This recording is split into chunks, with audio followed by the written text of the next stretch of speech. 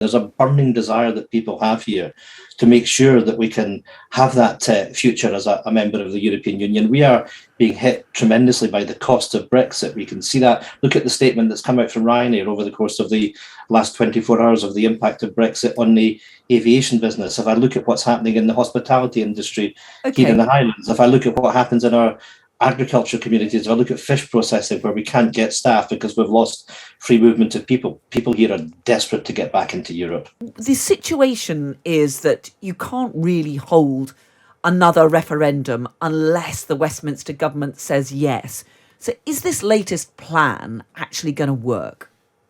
Well, it should work, and the right thing to do would be for Westminster to recognise that there is a democratic deficit, that Westminster can't stand in the way of the wishes of the Scottish people. And it's perhaps worth reminding people, Carol, that the SNP and the Greens went into the election for Holyrood last May, with a manifesto commitment of delivering an independence referendum.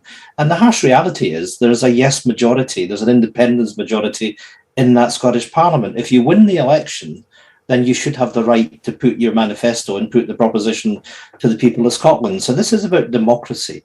It's about Westminster, whether it's Boris Johnson or anybody else, recognising that people in Scotland have the right to have their say on their future. That's what happened with the Edinburgh Agreement prior to 2014.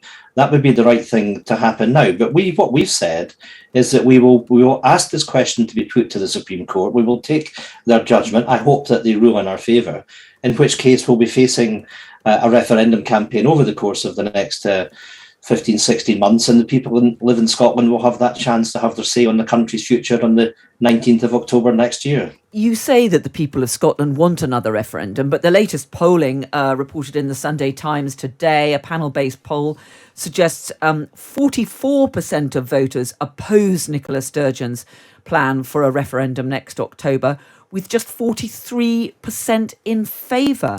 I mean, that is not a clear majority that want another referendum, is it? Let alone another majority in favour of actual independence. Polls are polls, and I think all of us that are engaged in politics, we take an interest in these things, of course we do.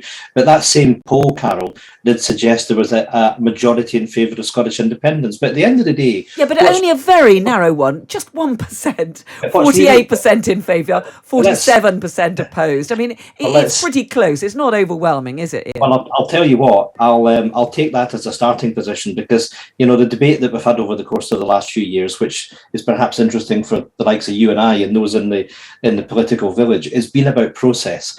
I desperately want to get onto the situation that we're having a discussion about what kind of country we want to live in. And I'm fully convinced that when we do that, then you'll see support for independence rising.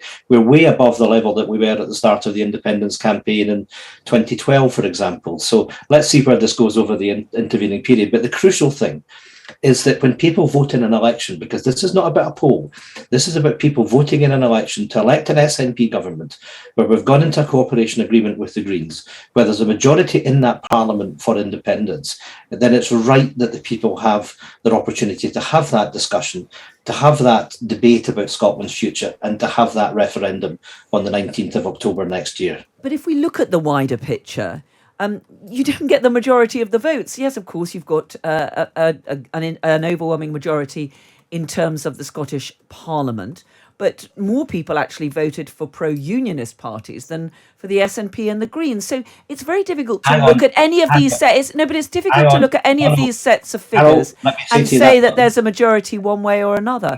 There's a very clear split within public opinion in Scotland. That's actually not strictly correct. If you look at the list votes for the Scottish Parliament last year, there was actually a slight majority for those that were voting for independent supporting candidates.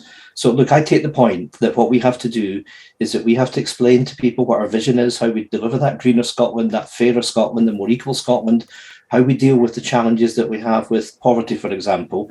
But I will say to everybody that we'll do that in a respectful way. And I want the other side, I want the unionists to come forward with their ideas as well. Let's make that an engaging process. But the idea that we don't have a mandate for this, and if we go back over the last few years and you look at what's happened in the UK with the Tory government coming forward with a Brexit referendum, I think they did that with a 38% share of the vote. I think when you look at the support that the SNP has gathered, over the course of election after election.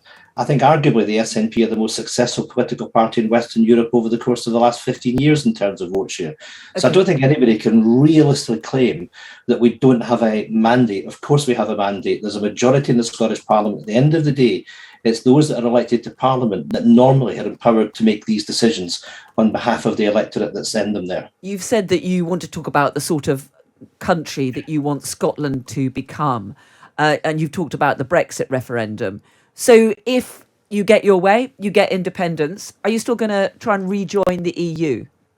Yes, of course we are, because we were told actually way back in 2014, if we stayed in the UK, that our rights as EU citizens would be respected. And let's remember that in that Brexit referendum, that 62% of those that live in Scotland voted to stay in the European Union. There's a burning desire that people have here to make sure that we can have that future as a member of the European Union. We are being hit tremendously by the cost of Brexit. We can see that. Look at the statement that's come out from Ryanair over the course of the last 24 hours of the impact of Brexit on the aviation business. If I look at what's happening in the hospitality industry here in the Highlands, if I look at what happens in our agriculture communities, if I look at fish processing where we can't get staff because we've lost free movement of people, people here are desperate to get back into Europe. So how are you going to then deal with the border between Scotland and the rest of the UK? We've seen the immense problems that there has been in Northern Ireland in sorting out those arrangements. If you rejoined the European Union, you would be a part of the single market. There would have to be checks on goods, as we've seen at the Northern Ireland ports. What are you going to do? Set up a border between Scotland and the rest of the UK and have checks to make sure that the correct tariffs are paid and so on? Because that is what the EU has been insisting on. That is why we've got these huge problems in Northern Ireland. Well, of course, the problems in Northern Ireland could have been averted if the UK government had taken a compromise position, which was staying in the single market and the customs union. Look, yes, but we're outside the single market in the UK at the moment. Well, I'm trying to answer your question. So we all want to see a resolution to the challenges which are there between the United Kingdom and the island of Ireland. And I hope that we can have consensus. And let's not forget that in this whole debate, what we're trying to do is have a referendum based on legal certainty. What we're faced with in the UK is a UK government that's breaking its international obligations. And let's not forget, it's Boris Johnson that signed up to the deal that we have with the Northern Ireland Protocol. Look, at the end of the day, there has to be a way that they can get through that. And that will signpost to some extent what we can do with an independent Scotland. But over the course of the coming months, we will answer all these questions fully as we come out with a number of independence papers. But my goodness, what an opportunity there will be for us to be able to get back to trade normally with the 27 other members of the European Union, to benefit from the Erasmus scheme and so on. Well, let me put to you what Mary in Glasgow has said in a text message. She's got in touch with the station to say, put the issue on the back burner of independence, address the real issues affecting Scotland. Public services are a mess. There's a huge financial deficit and some of the green policies are unwise and wrong.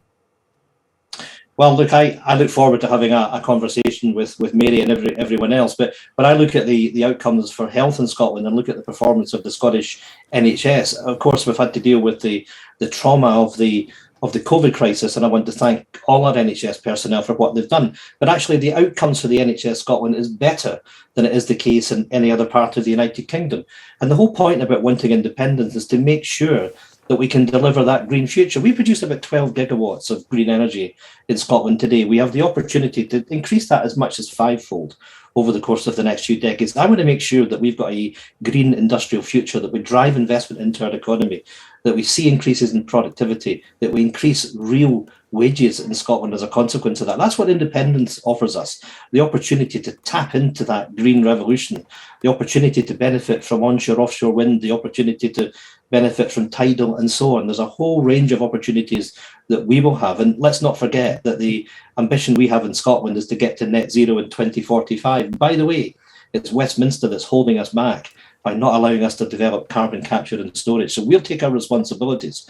It's Westminster that's holding us back, and it's Westminster that punishes us with the highest transmission levies that any part of not just the UK, but Europe sees. We've had a lot of focus this morning on the Conservatives' problems, the investigation into Chris Pincher's behaviour. The SNP has had its own difficulties. Do you regret that you were for quite some time supporting Patrick Grady, your party's former chief whip, when he was accused of misconduct? And of course, he's now been suspended from Parliament. But I think what's most important is that Parliament cleans up its act. I think when the public are reading of the scandals that they have done, rightly, there's a plague on our houses. All of us, or certainly I, supported the procedures that were put in place for investigations in Parliament, the ICGS system. And it's important that we accept the judgments that they make. And in this particular case, Patrick Grady was suspended. He was suspended from the SNP. Of course, he has apologised for his actions. His actions are not acceptable. But clearly, when we're in public life, it's important that all of us adhere to the highest of standards. But you've apologised for the way that you handled that. Do you recognise that perhaps you didn't take the allegations against Patrick Grady of sexual harassment, that you didn't take them sufficiently seriously enough? No, not at all. Because the important point, Carol, is that we have an independent process through the ICGS, and I uphold that we have the opportunities to do that. And I absolutely support the judgments that the ICGS came out with. So, of course, this has been handled with the utmost priority, I would say. And I think within all of that, it is important at all times that the victims in any of these cases are fully supported. What I have said is that the SNP, the Westminster Group, that we will look at all our procedures, we will look at the arrangements that we have to support staff. We'll do that independently, we'll do that with external advice, and I want to make sure that there are appropriate learnings that come out of this. But there has to be, from all of us, zero tolerance of bad behaviour in Parliament, whether that's sexual, whether it's bullying or anything else. I'm going to bring in my co-host this morning, Jack Blanchard. Hello, Mr. Blackford. Morning, Jack. Hello. I want to take you back to Nicola Sturgeon's announcement last week about next steps towards independence. She sort of set out what I would call a three-pronged plan, if you like, a Section 30 request to Boris Johnson for referendum, and then also referring to the Supreme Court the matter of whether she has the power to hold an indicative referendum. Both of those things are kind of out of her hands to a degree. She then said that her party, or your party, will fight the UK general election on this single question: should Scotland be an independent country? If we get to that point, what does that actually mean? What does that what does that election actually look like if that's where we get to? Sure. Well, let me address that. But first and foremost, I hope that Westminster sees sense and recognise it would be far better if the two governments reached agreement on a referendum taking place. If not, we've got the Supreme Court process, as you say.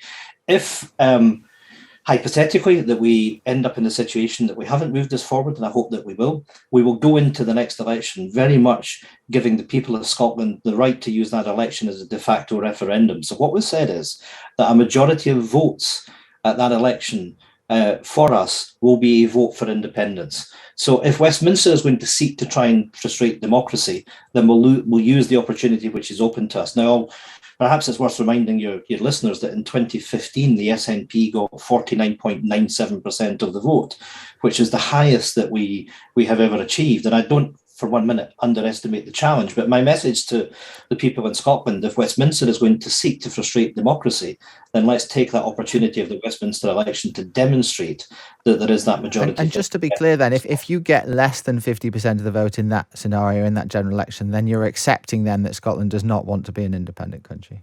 No, what I'm doing is I'm saying that people in Scotland have that opportunity to cast their votes, and we'll be asking them in that election to make that a single issue election. But if you get the answer you don't like again, you'll still be pushing. I will be going into that election fulsome in the hope and the belief that we will see a majority of votes cast for the SNP in a general election.